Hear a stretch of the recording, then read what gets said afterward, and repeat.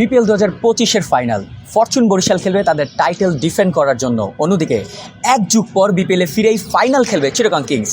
কেমন হতে পারে সেই ফাইনালটি তা নিয়ে আমরা আজ আলোচনা করব। আমার সঙ্গে রয়েছেন টিভিএসের দ্য সিনিয়র স্পোর্টস রিপোর্টার শান্ত মাহমুদ। শান্ত ভাই, সবার আগে জানতে চাই এইবারের বিপিএলটি কেমন উপভোগ করছেন, স্পেশালি ফাইনাল নিয়ে আপনার এক্সাইটমেন্ট কতটুকু? এক্সাইটমেন্টের চেয়ে তো আসলে কাজের ব্যস্ততা বেশি, সেটার চাপ বেশি। আর বিপিএল উপভোগ করার কথা যদি বলতে বলেন, সেটা বলবো যে মাঠের ক্রিকেট ভালো ছিল, মাঠে রান হয়েছে, উইকেট ভালো ছিল, খুব উত্তেজনাপূর্ণ ম্যাচ ছিল, এগুলো উপভোগ করার মতো ছিল। কিন্তু এর বাইরে আসলে অনেক আলোচনা ছিল, অনেক বিপত্তি ছিল, অনেক অনিয়ম বলবো আমি। যেমন কালকে ফাইনাল, আজকে দুই দলের অধিনায়কের এখানে থাকার কথা, ফটো সেশন হওয়ার কথা। আগের দুই আসরে আমরা দেখেছি, একবার হয়েছে মেট্রো স্টেশনে, একবার হাসান মঞ্জিলে, এবার কোনো আলোচনাই নেই।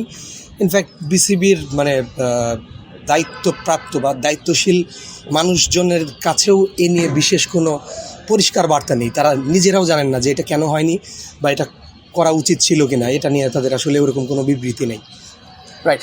আমি যদি একটা কথা বলি, ফাইনালের টপিকে ঢোকার আগে একটু যদি বলি যে এই যে ফটোশ্যুটগুলো হচ্ছে না, অফিসিয়ালি বিসিবি থেকে যে কোনো কিছু জানানো হচ্ছে না যে কোন টিম কখন আসবে প্রেস কনফারেন্সে, বা ওভারঅল ফাইনাল নিয়ে যে একটা এক্সাইটমেন্ট থাকা দরকার, বিসিবি থেকে আমরা এখন পর্যন্ত সেটি পাইনি। সেটি নিয়ে আপনি কি বলবেন? এটা আমি বলবো যে বিসিবির এটা উদাসীনতা বা ব্যর্থতা। কারণ একটা বাংলাদেশের প্রেক্ষাপটে আপনি যদি ক্রিকেট টুর্নামেন্ট আয়োজনের ব্যাপারে বলেন, বিপিএল সবচাইতে বড় টুর্নামেন্ট। এখানে অনেক বিদেশি ক্রিকেটার থাকে, অনেক টাকার ব্যাপার থাকে, জৌলুসপূর্ণ একটা টুর্নামেন্ট। সেইটার ফাইনালের আগের দিন এরকম সাদামাটা অবস্থা। ইনফ্যাক্ট যে দল ফাইনালে উঠেছে চিটাগং কিংস, আরেকটা দল ফরচুন বরিশালের অধিনায়ক কথা বললেন। তিনি তার প্ল্যান, তার থ্রু আউট দ্য টুর্নামেন্ট কেমন জার্নি ছিল সেগুলো নিয়ে কথা বললেন। কিন্তু আরেকটা দল অফিসিয়াল প্রেস কনফারেন্স করবে টিম হোটেলে, এটা কোনোভাবেই হতে পারে না। বিসিবি সুনির্দিষ্ট নির্দেশনা থাকা উচিত যে ফাইনালের আগের দিন দুই দলের অধিনায়ক কোচকে আসতে হবে বা ফটো সেশন হবে, এগুলো সুন্দরভাবে জানিয়ে দেওয়া। এটা অনেক আগের থেকেই জানিয়ে দেওয়া উচিত। এটা করেনি। এটা আমি বলবো যে এটা এই প্রফেশনালিজমের জায়গায় বিরাট একটা ঘাটতি। রাইট। আমি যদি এবার একটু খেলার দিকে আসি, ফরচুন বরিশাল এবারের টুর্নামেন্টের আমরা যদি প্রথম দিককার ম্যাচগুলো দেখি, শুধুমাত্র রংপুর ছাড়া তারা প্রথম দিকে কারোর সাথে হারেনি। শেষ পর্যায়ে তারা ফাইনালে চলে এসেছে এবং তারা ডিফেন্ড করার জন্য নিউজিল্যান্ড থেকে উড়িয়ে নিয়ে এসেছে জিমি নিশামকে। অন্যদিকে চিটাগংয়ের কথা যদি বলি, 12 বছর আগে তারা ফাইনাল খেলে বিপিএল থেকে চলে গিয়েছিল, 12 বছর পর আবারও বিপিএলে ফিরেই তারা ফাইনাল খেলছে। লাস্টের যে কোয়ালিফাইড 2 এর কথা বলি, যদি চিটাগং কিংস শেষ বলে 4 মেলে ম্যাচটি জিতেছে। সো দুই দলের থেকে আপনার প্রত্যাশাটা কীরকম?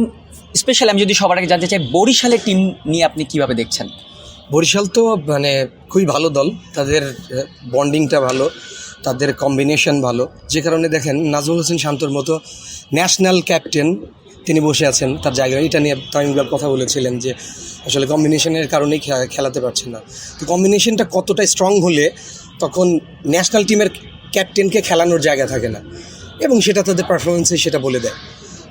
শুরুতে যখন প্লেয়ার ড্রাফট থেকে যখন বরিশাল দল গড়ে, তার আগেও কিছু সরাসরি চুক্তি ছিল। ওই সময়টা থেকেই কিন্তু বরিশাল আলোচনায় যে এবার বরিশাল যে রকম দল গড়েছে তারা আবারও চ্যাম্পিয়ন হতে যাচ্ছে। এক্স্যাক্টলি সেটাই হচ্ছে। তারা নিজেরাও হয়তো এটা বিশ্বাস করেছে যে আমরা আগের বারে চ্যাম্পিয়ন দল। আমি যদি আরেকটু যোগ করি, সেটা হচ্ছে মিজানুর রহমান বাবুল, দলটির কোচ, কালকে কথা বলেছেন। উনি বলেছেন যে বন্ডিংটা হচ্ছে আমাদের শক্তির জায়গা, এবং আমরা আগের বারের মতো করেই দল গড়ার চেষ্টা করেছি। এতে হয় কি, একজন ক্রিকেটার যখন একটি দলে কয়েকটা সিজন খেলে, ওই দলের প্রতি একটা আলাদা ভালোবাসার জায়গা তৈরি হয়, একটা দায়িত্বের জায়গা তৈরি হয়। বরিশাল সেটা করতে চেয়েছে এবং মাঠে সেটা পেরেছে। আর চিটাগাংয়ের কথা যেটা বললেন, চিটাগাং শুরুর দিকে তারা ভালো করেছে, মাঝে ছন্দপতন হয়েছে, আবার তারা যেভাবে কামব্যাক করেছে এটা খুবই অসাধারণ, এবং শেষের দিকে তারা সেরা দুইয়ে জায়গা করে নিয়েছে, যে কারণে তারা প্রথম কোয়ালিফায়ার খেললো, পড়ে গেছে। কিন্তু আরেকটা সুযোগ ছিল, সেটা কাজে লেগিয়ে তারা ফাইনাল খেলছে। তাদের হয়তো ব্যাটিং ডেপথে একটু, আমি বলবো যে একটু দুর্বলতা আছে। শুরুর দিকে যেমন ছিল যে গ্রাহাম ক্লার্ক বা উসমান খান, তারা একটা ভালো রোল প্লে করছিলেন। উসমান খান চলে গেছেন, গ্রাহাম ক্লার্কের একটু ছন্দপতন হয়েছে। তবে শামীম হোসেন পাটোয়ারি আছে, যে প্রতিটা ম্যাচেই শেষ দিকে যে একটু পাওয়ার হিটিং করতে হবে সেই কাজটা সে নিয়মিত করে যাচ্ছে। তো ফাইনাল ম্যাচ এখানে আসলে ওইভাবে বলা যায় না যে এই দল একটু দুর্বল, হয়তো একটু পিছিয়ে। আসলে বেটার ক্রিকেট যারা খেলবে তারাই জিতবে। তারপরও বলা যায় যে বরিশালকে আমি এগিয়ে রাখবো। তাদের পুরো টুর্নামেন্টে যেমন জার্নি ছিল, তারা যেভাবে তাদের স্ট্র্যাটেজি যেমন ছিল, সব মিলিয়ে বলবো যে বরিশাল ফাইনাল ফেভারিট। রাইট, চিটাগংয়ের কথা যদি আমি বলি, যে ব্যাটিং ডেপথ নিয়ে কথা বলছিলেন, যে 7 নম্বরে আমরা ব্যাটিং করতে দেখছি খালেদ আহমেদকে। তাদের এই ব্যাটিং ডেপথ নিয়ে তাদের ক্যাপ্টেনের সঙ্গেও আমাদের হয়তো কথা হয়েছিল। তিনি জানিয়েছিলেন তারা টুর্নামেন্টের শুরু থেকে এই প্ল্যানিংয়েই নেমেছেন, তাদের ব্যাটিং ডেপথটা কম, কিন্তু ম্যাচে কিন্তু সেই ব্যাপারটা রিফ্লেকশন খুব কম দেখা যায়। আমরা দেখেছি সেজন্য মনে হয় নাফে রয়েছেন এবং লাস্ট ম্যাচে যোগ দিয়েছেন হোসেন তালাত। তারা দুজন মিলে কি ফাইনালে বরিশালের বিপক্ষে কতটুকু ভীতি গড়তে পারবে বরিশালের বোলারদের?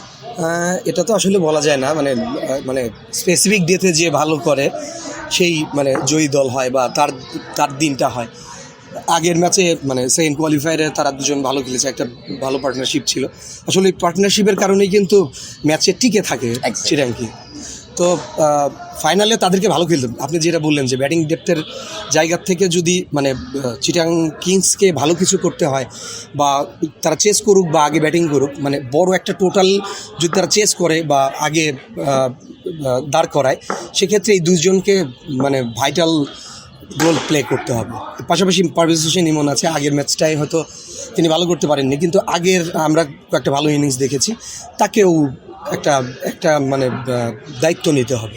বরিশালের একটি মনে হয় মধুর সমস্যা রয়েছে, সেটা হচ্ছে তারা 4 বিদেশি খেলাতে পারবে, এবং সেই 4 জন কে হতে পারে ফাইনালে সেটি নিয়ে একটু মনে হয় সবার মধ্যে দ্বিধাদ্বন্দ্ব রয়েছে। কারণ আমরা দেখেছি যে আগের ম্যাচটিতে জিমি নিশাম খেলেননি, জিমি নিশাম এর পরের দিন এসেছেন। জিমি নিশামকে এখন এই দলে মানাতে হলে, ফিট করাতে হলে তাদের বাদ দিতে হবে হয়তো মোহাম্মদ নবী অথবা আলীকে, যে আলী 5 উইকেট নিয়েছে লাস্ট ম্যাচেই। সো আপনার মতে কোন 4 জন বিদেশি বরিশালের হয়ে খেলতে পারে?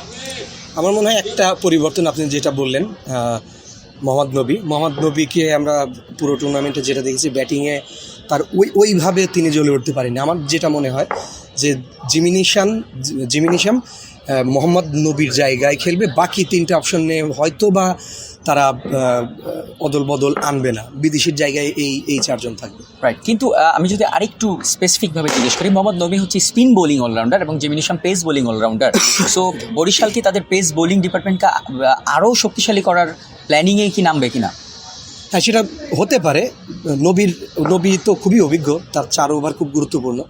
এখন যদি আপনি অলরাউন্ড ইম্প্যাক্টের কথা বলেন, সেক্ষেত্রে জিমি নিশাম আমার দৃষ্টিতে better choice. Definitely Jimmy Neesham যেভাবে এক্সেলারেট করতে পারেন, বা শেষ দিকে এসে 4 ছক্কায় মোটামুটি একটু একটু এগিয়ে দেওয়ার যে ব্যাপারটা থাকে, সেটা জিমি নিশাম বেশি কার্যকর। পাশাপাশি বোলিং হয়তো স্পিন, সে পেসার, তার বোলিং যদি আপনি শেষ কিছু ম্যাচ দেখেন, সে বেশ কার্যকর। বিশেষ করে এখন বোলিংয়েই বেশি কার্যকর জিমি নিশাম। অ্যাবসলিউটলি, সেই জায়গা থেকে আমার মনে হয় জিমি নিশাম উপরে ভরসা রাখবে ফরচুন বরিশাল। রাইট, শেষ একটি প্রশ্ন, এই ফাইনালে, বিপিএলের ফাইনালে আপনি কাকে এগিয়ে রাখবেন, ঠিক কোন দিক দিয়ে এগিয়ে রাখবেন? আমি ইতিমধ্যে আগে বলেছেন আপনি ফরচুন বরিশালকে আমি ফেভারিট ধরছি, কারণ তারা যেভাবে খেলেছে, প্রতিটা ম্যাচে তারা যেভাবে জিতেছে, তাদের কম্বিনেশন, তাদের বন্ডিং, এখানে তামিম ইকবালের ক্যাপ্টেন্সির কথাও আমি বলবো, এবং তারা চ্যাম্পিয়ন দলের মতোই তারা দল গড়েছে, তাদের রসদ আছে, তারা ভালো ছন্দে। তারা যদি শক্তির জায়গা থেকে বলেন, ডেফিনেটলি চিটাগং কিংসের চেয়ে এগিয়ে। সব মিলিয়ে আমি বলবো যে fortune Barishal finally favourite. Thank you Shanto ভাই আমাদের সাথে জয়েন করার জন্য। Thank you. বরিশাল কি পারবে তাদের টাইটেল ডিফেন্ড করতে, নাকি এক যুগ পর আবারও বিপিএলে ফিরে চ্যাম্পিয়নের তকমা লাগাবে চিটাগং কিংস? সেটা জানতে হলে অপেক্ষা করতে হবে আগামীকাল শুক্রবার অবধি। টিল দেন সবাই ভালো থাকুন, সুস্থ থাকুন। মিরপুর শেরেবাংলা ক্রিকেট স্টেডিয়াম থেকে মোস্তাফিজুর রহমান প্রান্ত, দ্য বিজনেস স্ট্যান্ডার্ড।